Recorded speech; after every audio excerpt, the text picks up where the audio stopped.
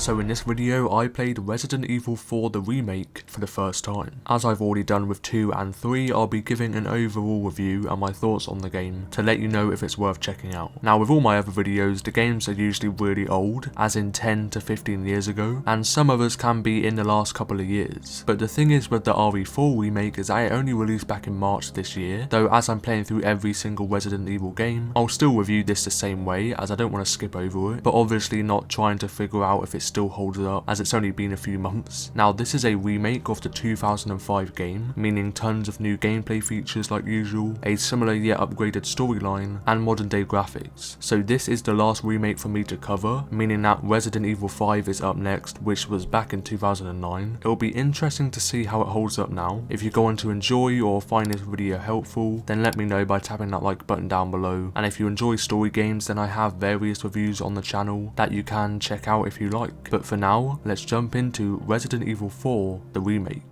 Starting off with the gameplay. Now although this was my first insight into Resident Evil 4, I'm now aware that the original game was the first game in the series to move to a completely different gameplay style, of the viewpoint being behind the character and actually being able to traverse through a 3D environment, so it was revolutionary for the franchise at the time. In the Resident Evil 3 remake, I mentioned how the execution of a much more fast-paced gameplay wasn't really all that great and it could have been a lot stronger. In this game it definitely doesn't go back to the RE2 play style of a slower, less action-packed route, but builds on top of the RE3 gameplay in every way possible, with a lot more thought put into it, with a much better balance of tactical thinking and lots of action. Obviously the base structure is very similar of course, I didn't expect them to overhaul that, but they did slot in some fresh new mechanics such as a lot to do with the melee side, such as being able to roundhouse kick the enemies, only when you startle them so they aren't ready to attack, whether that be you shooting or stabbing them a couple times for a prompt to pop up above them, as well as being able to perform some really brutal and stylish finishes with the knife when you headshot. Most of the enemy types, with stronger ones it will have to be a bit more, but once they are on the ground and still partially alive you have to finish them off really quick, with a quick animation that's always so satisfying. I'm glad that it's just one smooth stab rather than just, not knowing if the enemy is still alive and you have to constantly repeat it, and for whatever reason if you do headshot the enemy and you don't finish them on the ground, then somehow they will still attack you very fast with their head half off. The knife also has durability to it, which can always be upgraded at the merchant store to hold its strength and not break as quickly. Though even if it does end up breaking, you can also repair it. You can also sell, buy and trade items you collect at the merchant store for the currency known as pesetas, which is what you would use to buy upgrades and items. Treasure can be found and added on top of another treasure item, like a necklace for example, to increase the value, giving you even more of a reason to explore areas deeper. Another new mechanic would be when you get grabbed by an enemy and you can defend yourself by pushing them back and stabbing them in the neck to then break free, rather than RE3 where there's nothing you really can do when you get grabbed and somehow you can constantly get bit over and over. It makes Leon seem a lot smarter and makes it a lot of fun to defend yourself a bit rather than just accept getting bit every time. These mechanics also help a lot with this more action-packed playstyle, where they can easily be many times when you get cornered or have overwhelming amounts of enemies swarming you. A small but very efficient feature would be how the knife doesn't stay in the enemy afterwards and you don't have to pick it up every time. It does help a lot, though for whatever reason if you don't have a knife, let's say it broke or you didn't pick one up, you can simply break free from the grab with your hands. It does lose a bit of health but nothing crazy, and every time Leon kicks the enemy away to allow for a bit of space to regain composure. Lastly, you can parry with the knife as well, blocking the attack just before the enemy strikes with a weapon. To less experienced players it can take a bit to getting used to because you have to time it perfectly, but when you do it's extremely helpful in defense and can somehow be used to block a literal chainsaw, though will break your entire knife in the process. So lots of new mechanics in melee. Of course shooting mechanics stay the same for the most part, like in the previous remakes, though the animation and feeling of the gun handling is really improved. The gun actually feels like it has weight to it and different weapons vary in slight pullback and recoil, allowing for more realistic gunplay.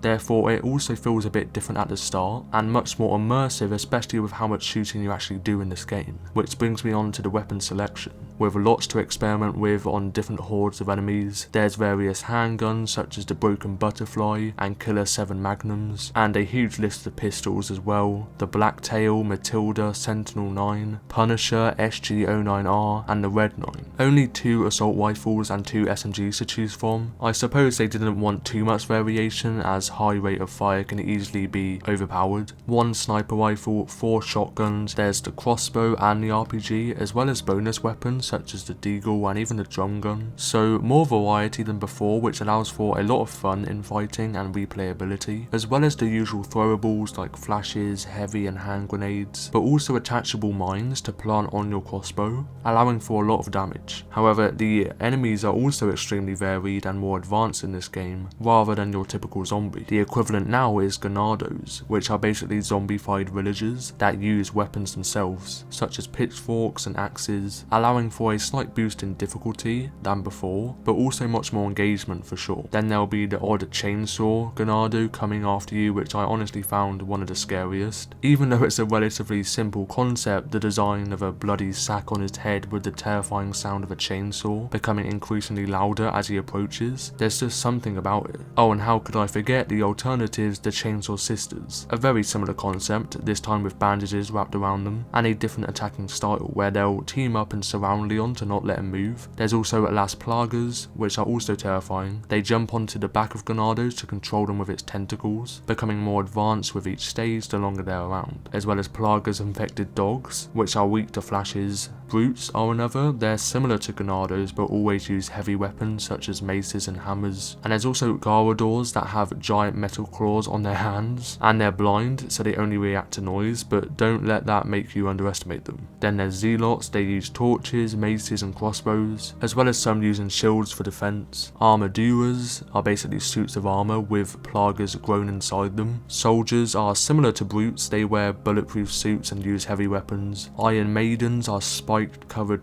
things. And lastly, there's the Regenerator, a mutated human that regrows its limbs in an instant. So a very long list, which I really found to add so much more engagement, especially with the more action-packed playstyle and the world you explore. You never really know which ones you'll meet next, and the enemy types really do make this game. As I mentioned before, the game does really well at balancing the action with the sets of puzzles and unlockable areas or items, slowing down the pace until you reach another guns blazing area. These puzzle areas pretty much follow the same method as RE2, where you have to backtrack a bit in some areas. Obviously not as much because the majority of the game in RE2 was set in one building where you had to pace back through several times. That's of course still here when you'll have to backtrack when finding a key or a part, but due to the size of the world you explore, you don't always have to keep coming back as much as before, and it's mixed with the combat perfectly, which I really like, as well as the puzzles not being too frustrating to the average player. And now let's talk about the story of Resident Evil 4 the remake. First off, it's really good and fairly easy to follow for any player really. Of course it follows the main protagonist of Leon just as we've seen in RE2, but now he's older and a bit more mature. If you've played the RE2 remake, then he's not a completely different character, just a little better really. Probably the biggest change I noticed was that he was a little more serious and menacing in a way. It's been a long time since the outbreak started, 6 years in fact, and he's definitely seen a lot of traumatizing stuff in that time, so I'm not really surprised. However, he still follows that same personality underneath with humorous moments and quotes spread throughout the whole game. Also, in those 6 years he's definitely become more experienced and professional. The story itself is set after the events of the second game, and now Leon is working for the government with the main order of finding the missing daughter of the president, who's Ashley, who plays a big role throughout the story of course. Very different to Raccoon City, this game is set in Spain, in a rural village with reports of missing people. Sounds fun. We enter the village after one of the cops Leon is travelling with enters into the village by himself for a toilet break. You can imagine how that goes down. The cop doesn't return and Leon explores the village to find out what's happened with him, slowly progressing forward to also find Ashley. Seems very straightforward when said out loud, but don't let that fool you because, like with every Resident Evil game, it doesn't go that smooth, and almost every area you explore something strange and scary will happen. The game doesn't end when you find Ashley as funny enough. It's fairly early into the story, without saying much else. However, you then have to escape with her by by your side, and you now both experience the world and everything that's living in it as a duo. And that's basically what makes the game, paired with the incredible creation of the characters who were all so interesting and not basic in any way, which I feel like Resident Evil do really good at, and I'm so glad about that. They're the complete opposite. Every character you meet is fully fleshed out with unique personalities. This makes for an engaging story to follow and grips you in right away, whether that be a new player to the franchise or a returning one. As I mentioned with Leon, there's many funny one-liners from him, and not just him but pretty much every character, once again still sticking to the surface of a serious tone. Overall, the characters all work so well with each other and made for an incredible story that was written really well. Not too convoluted and not too basic. There's many underlying meanings that can be uncovered and deepened more depending on how much you look into the story as a player. Like with all the remakes so far, you learn a lot of backstory, but I believe this one does it the best. There's tons of information about the characters you learn about, the place you're in and the creatures you see, how they came about and who or what created them. Just building on top of that already immersive story and well written narrative that everyone should check out. As I said, the sidecast are all great, such as Ashley, who seems to be sort of scared, which I can't blame her really. However, overall she gives in and pushes herself to get through it all, as well as really trusting Leon along the way of course, which just strengthens that relationship between them, and you can see it build throughout, and although they've just met, they seem to work really well as a team, and you can clearly see that in the story. Then a familiar face returns from RE2 again, Ada Wong, who still follows the same mysterious character, and we're also given a little more information and context about her and why she's here. Also, because it's been 6 years since they've seen each other, both characters Leon and Ada have gone through a lot, so we learn a lot more about their personal struggles and trauma as they open up to each other. Lastly, there's Louis, who's another major side character that's built up perfectly, probably the character who added the most humour, which made me really like him in the game. It seems there's a lot to his character, and we learn about why he is helping us in the story, as well as his association with Ada. Overall, the story and its set of characters is put together amazingly, with a lot of depth to it, and although 2 is good, I believe this one is really levels above the other 2 remakes. I thoroughly enjoyed following through it, and I'm sure everyone else who checks out the game will too. And that's where I wrap up my review of Resident Evil 4 the remake. 100% go check it out if you're thinking about it. So far it's my favourite Resident Evil. Of course we're fairly early into the franchise. If you enjoyed and found this video helpful, then let me know by tapping that like button down below, and if you enjoy story video games, then that's what this channel is all about. I have an array of reviews on various games with a playlist of a series I've done in the description down below. Thank you for watching until the end. RE5 is up next, and that hasn't been remade yet, so I'm intrigued to see how it holds up. Until then, bye bye.